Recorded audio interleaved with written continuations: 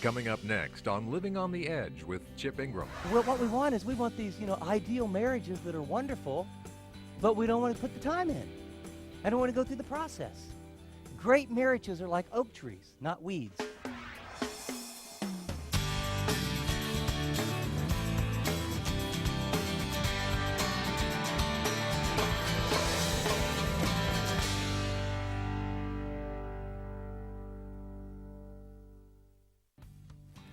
Welcome to Living on the Edge. My name's Chip Ingram, and we're in a series called Experiencing God's Dream for Your Marriage.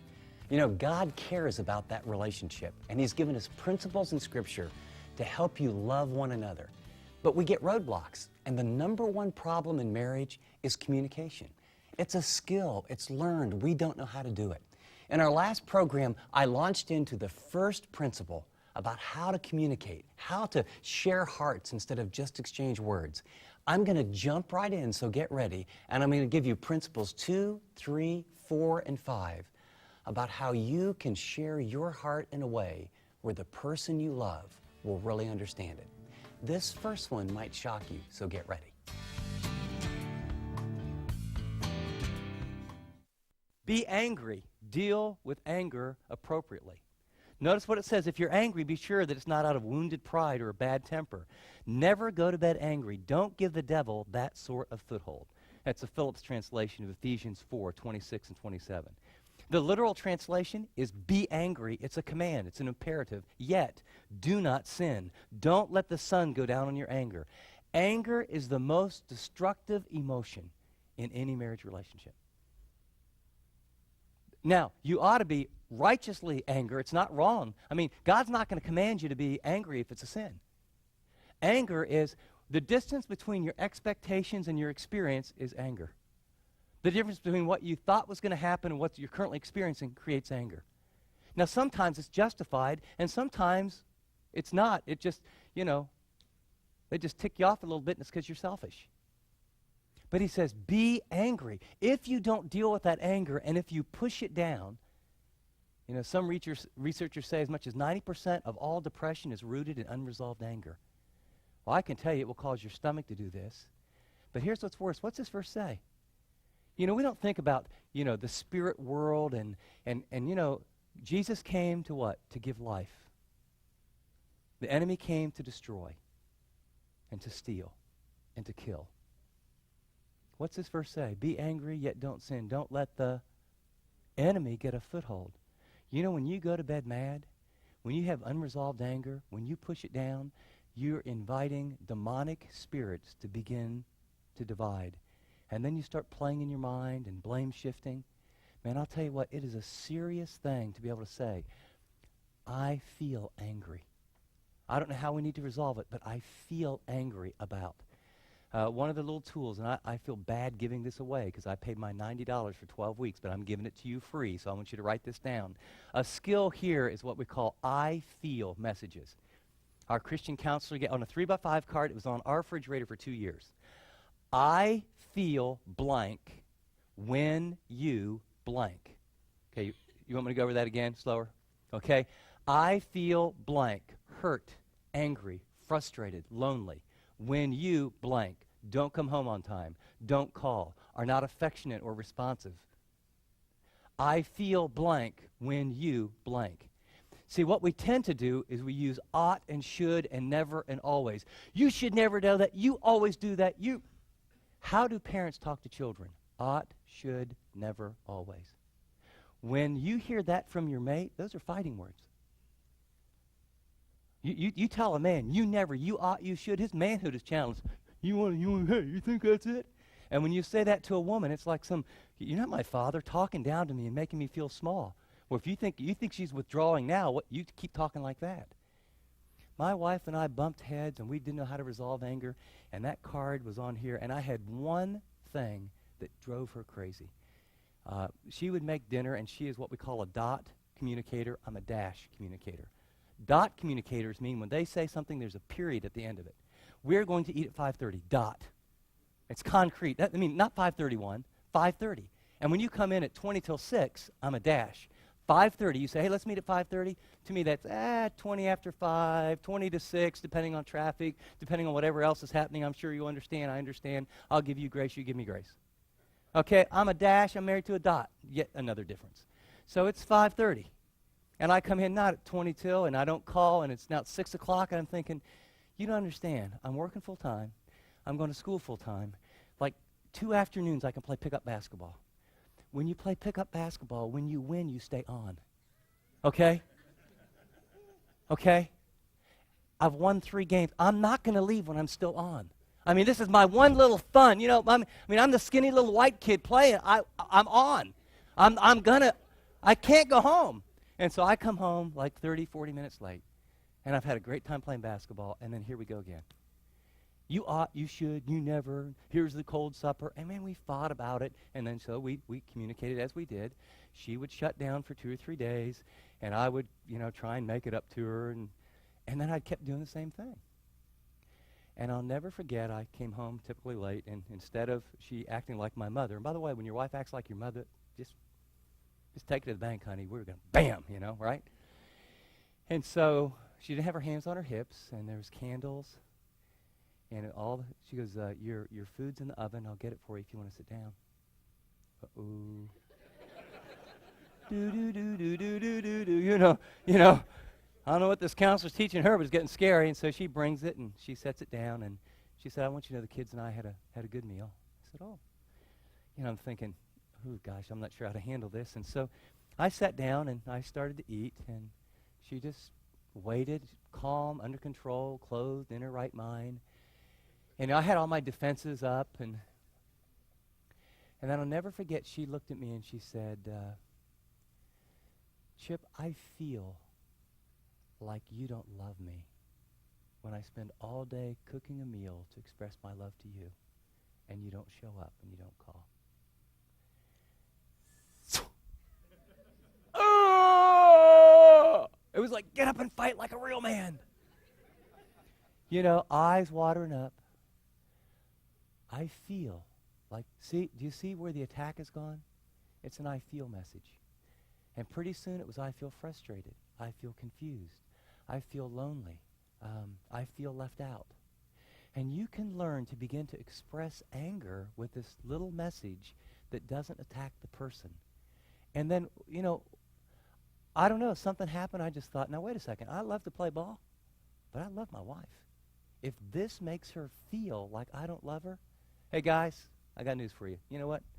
Get a brother over here, and it's chain link fence. I said, you know what? This is your lucky day. I'm on, and this is my team, and you get my spot. I got to go. Okay? You can run. And I got home. I mean, it got to be, I rarely ever was not on time. Because as long as she was chiding me, as long as she was trying to get to change me, instead of opening her heart and telling me how she felt, then we were in a battle. When I realized I was wounding her, well, I mean, I may not be sensitive, but I'm not a jerk.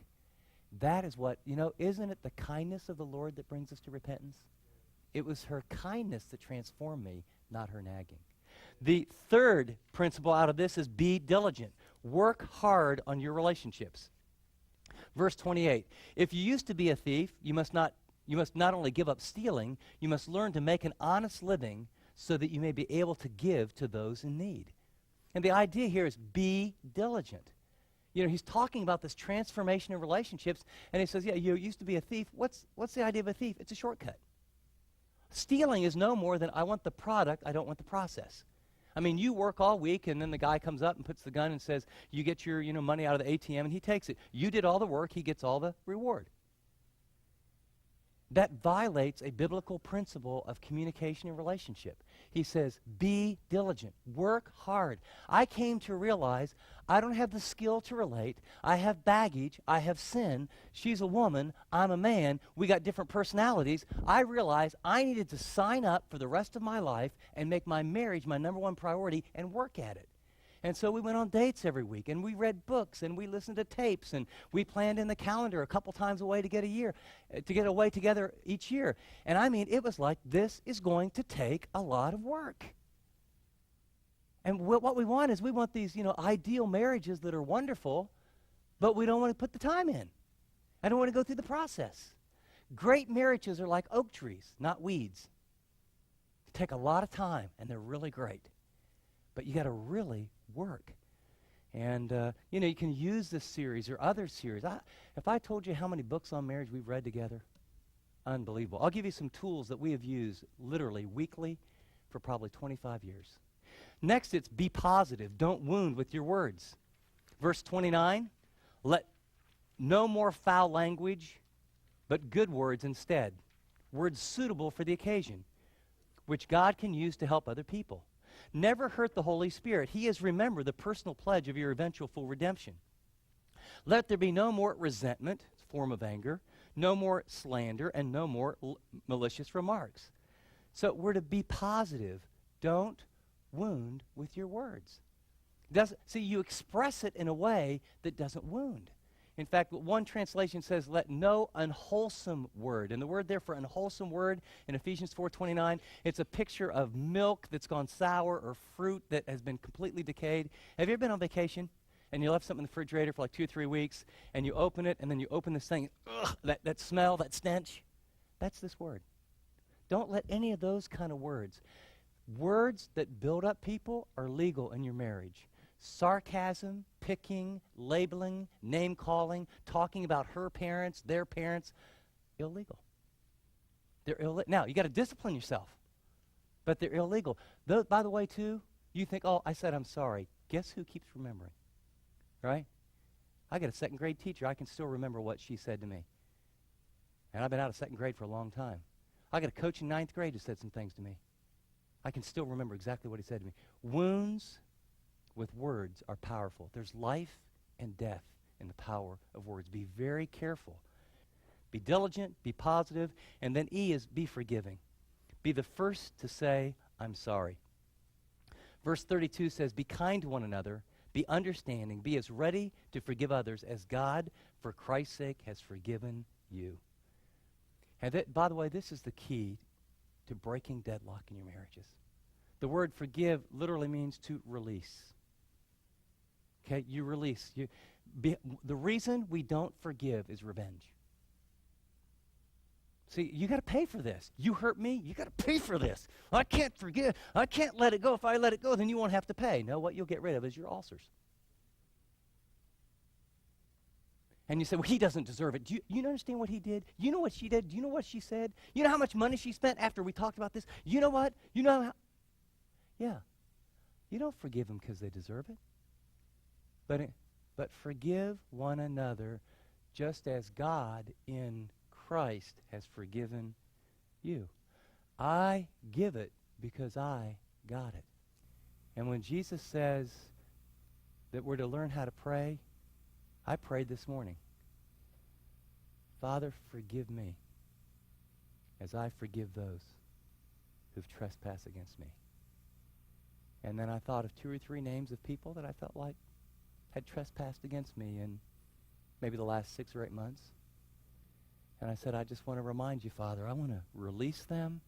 I want to pray that you bless them because I want you to forgive me. There's a little equation that goes on there, isn't it? And so you never can wipe the board clean, and you can never start the healing process until you're willing to let go of the past hurts.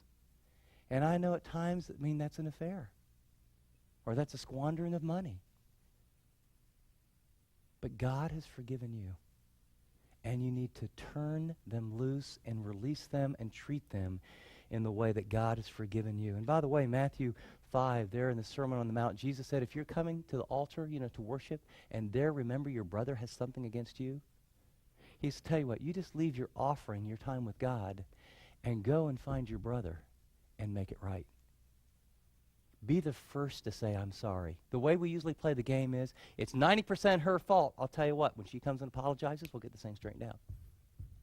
Well, I didn't respond the right way. Yeah, that's 10% truth, of course. I mean, I'm an intelligent person, and 10% of the problem is mine, 90% hers. I'll tell you what, we haven't talked in 3 days, and I've slept on the couch, which isn't all that fun. She should be sleeping on the couch, but couldn't bring myself to that. You know what God teaches? The relationship matters more than who's right. and go into the bedroom and wake her up and say, you know something, honey, I want to apologize. And even if you only think it's 10%, own your part and say, I'm sorry. And isn't it an amazing thing when the other person, reality, it might have been a 50-50 or a 60-40 or a 70-30. But isn't it an amazing thing when another person takes the initiative and owns their part, even if it was a wrong response, and asks forgiveness for that? See, what keeps us apart is pride. And God is against the proud. It's my rights. It's I can't let go. Just be the bigger person. Be the first to say, I'm sorry. And what you'll find, tremendous healing will occur in your relationship. Well, those principles are pretty clear, aren't they? Just right out of Scripture. Be honest, be diligent, be positive, be forgiving. Now, what I want to do in our last time, and I'll develop this more when we talk about how to fight fair. In session, I think, number 5, we're going to talk about resolving conflict. But I want to give you 3 skills, okay? 3 quick skills. One's a listening skill, one is a conflict resolution skill, and one is an increase your love quotient skill, all right? Are you ready? Skill number 1 is what I call the conference, tool for listening. And this is the way it works. It's very, very, very simple, and I want you to have one of these today. We'll make this the other person. I'll sit on that other chair. You don't have to have the tape, but it does help. And you'll probably need actually 2 pieces of this tape, one for you and one for her, or vice versa. And there's 3 questions, and they're very easy. And I sit down. I remember the first time we had this. I got this from marriage counseling. Thank you, Dr. Dick Meyer. Okay. I wish Teresa was here because we'd have done this. Teresa, what are you concerned about? Excuse me.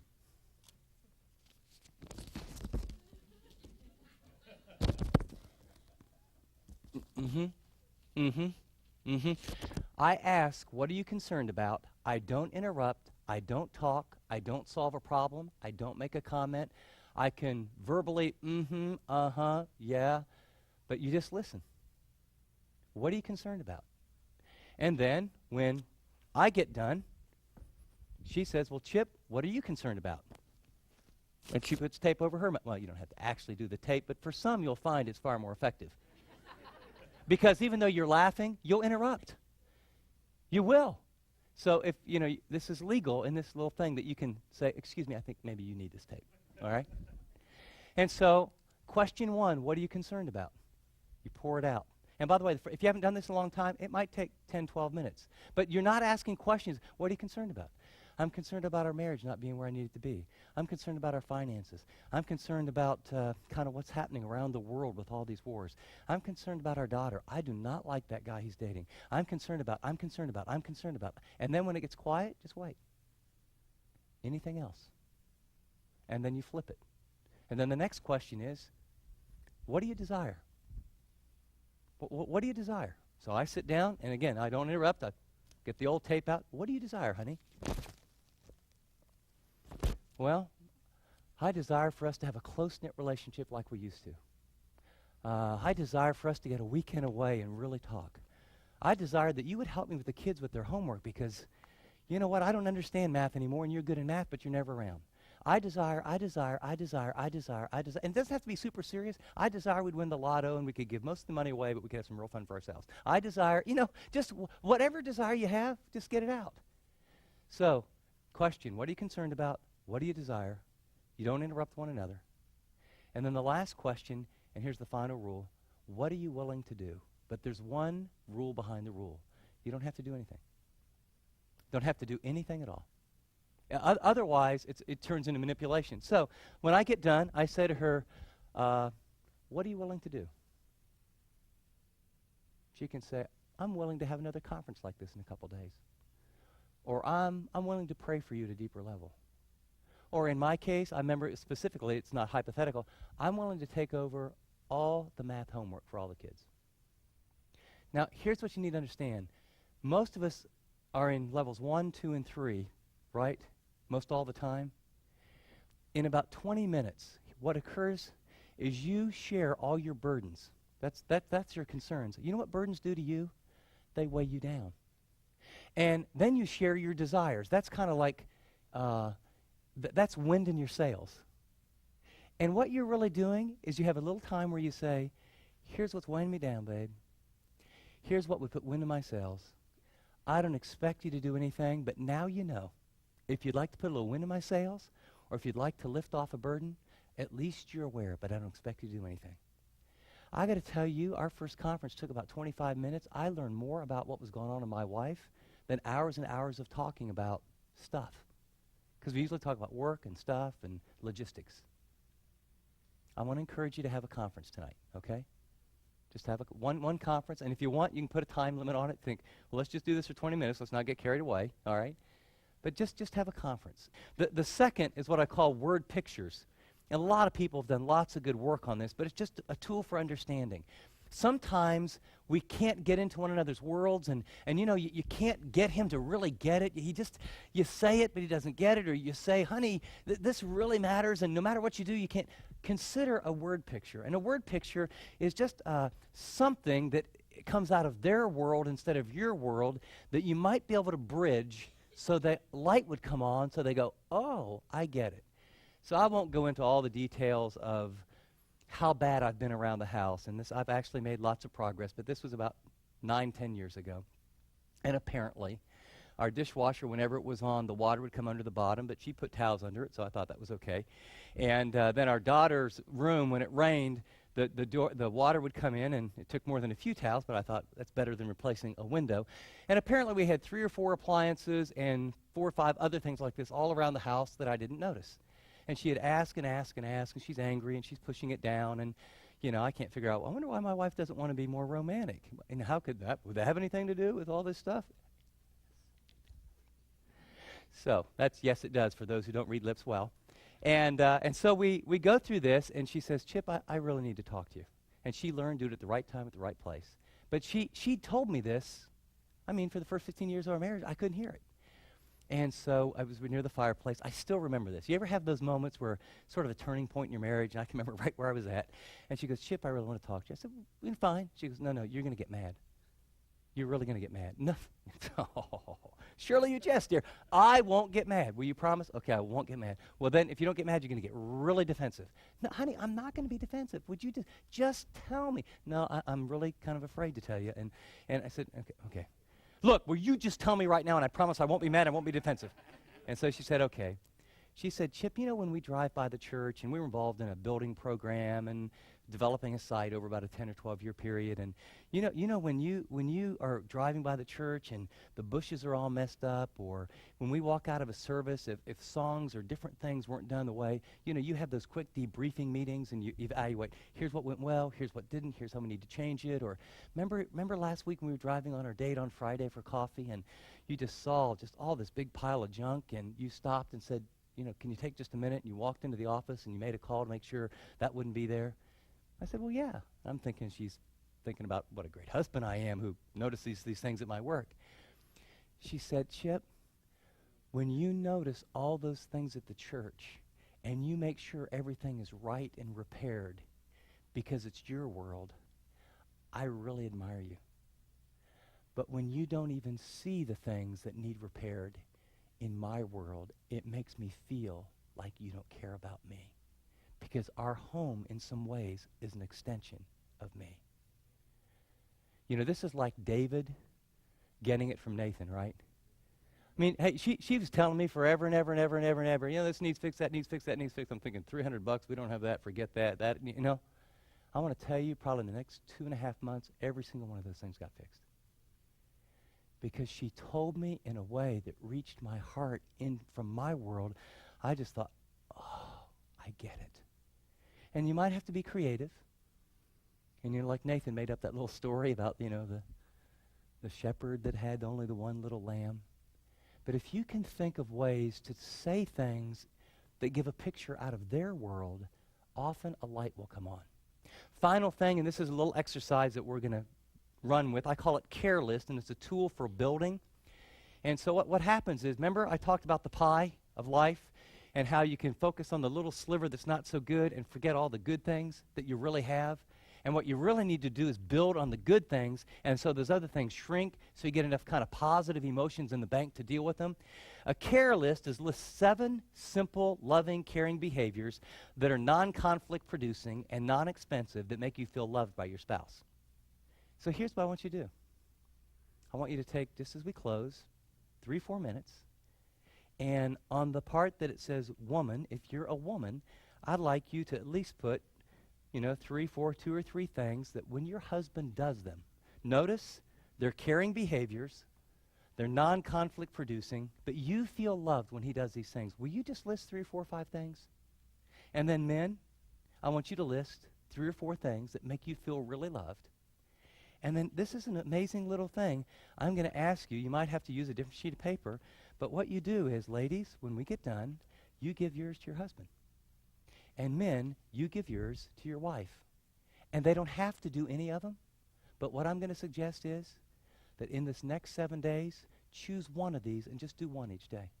Wouldn't it be amazing to know that I can at least do one thing every day? When I do it, my wife's going to go, wow, he loves me. Wow, he loves me.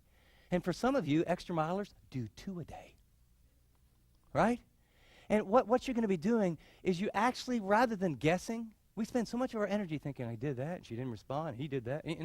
Why not make a list and say, I really feel loved when these things happen? And then give it to the other person with ammunition to say, you are free to love me as much as you want. Right? Christ loves so much he died for his church. Is it too much that we would tell one another clearly what makes us experience love from that person, and then by a willful choice begin to do the things that communicate love? And what you'll find is that sliver that bothers you will just keep shrinking, because what you're going to begin to do is you're going to create an atmosphere where the deeper, more painful vulnerabilities that you will get to later, it can happen in a healthy place where you feel more secure.